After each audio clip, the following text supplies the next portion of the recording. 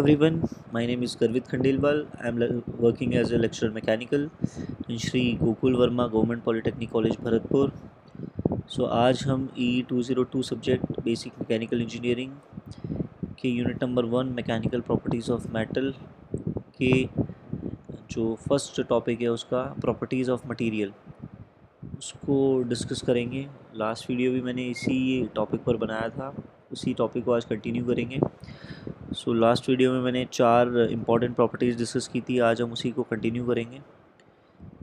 जो आज का जो कंटेंट है वो है, आज we will discuss today is toughness क्या होती है, हार्डनेस क्या होती है, मेलेबिलिटी क्या होती है, फटीग स्ट्रेंथ जिसको हम बोलेंगे मेटल की, वो क्या होती है। So first of all toughness क्या होती है मटीरियल की। Toughness is the ability of a material to absorb energy and plastically deform without fracturing. एक मेटल जब फ्रैक्चर होता है उससे पहले कितनी एनर्जी को अब्जॉर्ब करता है, वो उस मटेरियल की टफनेस होती है। अब जनरली हम लोग दो टाइप के मटेरियल देखते हैं, एक ब्रिटल मटेरियल और एक डक्टाइल मटेरियल। यदि हम उन दोनों में डिफरेंस देखें तो मैंने जो कर्व शो किया हुआ है उसमें आप क्लियरली देखेंगे जो एरिया अंडर द कर्व है ब्रिटल मटेरियल के लिए डक्टाइल मटेरियल से रिलेटिवली बहुत कम है। सो सिंपल सी बात है कि हम टफनेस वैल्यू की बात करें तो ब्रिटल मटेरियल के लिए टफनेस वैल्यू डक्टाइल मटेरियल से काफ़ी कम होती है, क्योंकि ब्रिटल मटेरियल का फ्रैक्चर पॉइंट काफ़ी जल्दी आ जाता है और डक्टाइल मटेरियल का फ्रैक्चर पॉइंट लेट आता है। सो इस टाइप से हम लोग टफनेस को डिफाइन करेंगे। नेक्स्ट है हार्डनेस। हार्डनेस क्या होती है? Hardness is the ability of a material to resist permanent change of shape cause by an external force. Shape का मतलब है कि उसके सरफेस पे यदि हम कोई एक्सियल लोड लगाएं तो वो अपनी शेप को चेंज करने से रेजिस्ट करे, प्रोवाइडेड उस पर कोई एक्सटर्नल फोर्स हो। तो ये हार्डनेस होती है। इसको यदि हम लोग मेजर करते हैं तो मेजरली 3 डिफरेंट टाइप के जो मेथड्स है वो है रॉकवेल हार्डनेस मेथड, एक Brinell hardness method and Vickers hardness method. तीनों मेथड में हम लोग एक इंडेंटर यूज़ लेते हैं जिससे हम लोग मटेरियल के आउटर सरफेस पे इंडेंट करते हैं या इम्प्रेशंस लगाते हैं, बट जो इंडेंटर है उसका शेप्स अलग अलग होता है, उस चक्कर में इन तीनों के नाम भी अलग अलग हैं। यदि हम लोग मैंने आपको एक डायग्राम दिखाया हुआ है, उसमें हम लोग विकर्स हार्डनेस नंबर की टेस्टिंग कर रहे हैं। तो इसमें हम लोगों ने 3 डिफरेंट सैंपल्स लिए हैं, sample A, sample B and sample C.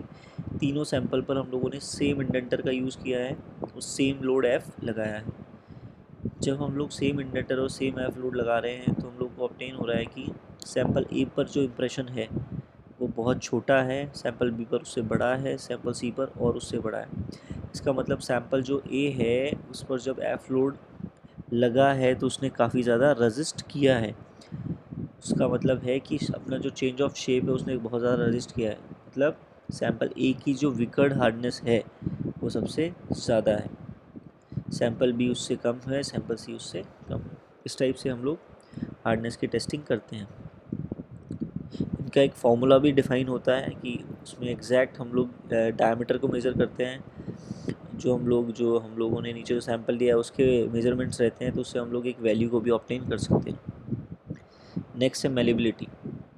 Malleability क्या होती है? It is the property by which a metal can be rolled into thin sheets. एक मेटल से हम लोग थिन शीट्स बना रहे हैं, तो वो जो प्रॉपर्टी को बोलेंगे हम लोग मेलेबिलिटी बोलेंगे।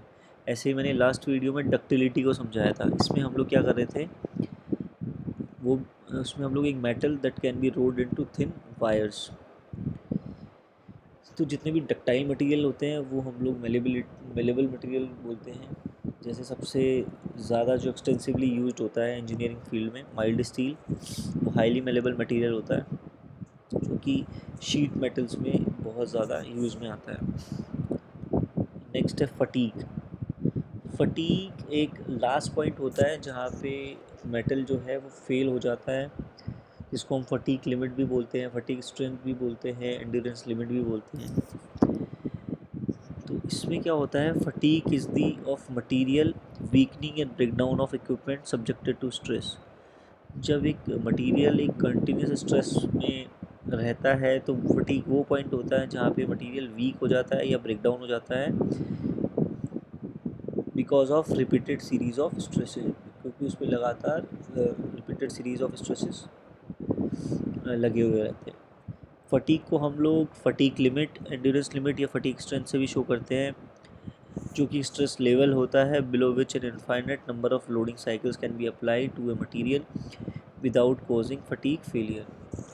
फटीक जो लिमिट होती है वो लिमिट होती है जिससे कम यदि हम एक मटेरियल पे लोड लगाएं तो उसमें हम लोग कितना भी लोड लगा सकते हैं, material will not fail. But उस लिमिट तक यदि हम वो वैल्यू पहुंच गई, एक मटेरियल हम लोग जो यूज़ ले रहे हैं और उस लिमिट, उसकी जो लिमिट है वो लिमिट यदि उसमें पहुंच गई तो मटेरियल तुरंत वीक हो जाएगा या ब्रेक डाउन हो जाएगा। इस टाइप से हम लोगों ने next 4 important properties of material discuss की।